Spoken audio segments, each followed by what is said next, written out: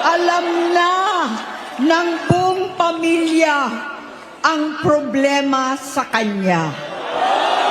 At totoo lang, mababasa naman ng lahat ang mga testimonya ng aking ama patungkol sa kanyang ugali at gawain.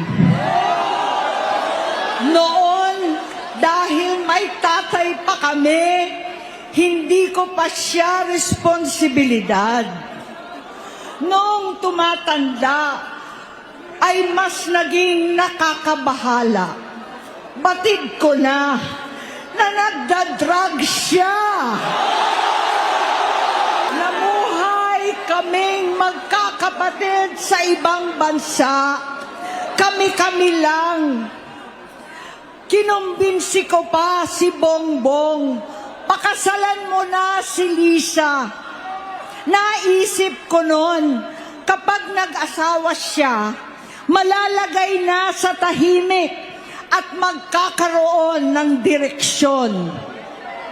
Ang laki ng pagkakamali ko. Mas lumala ang kanyang pagkalulong sa droga.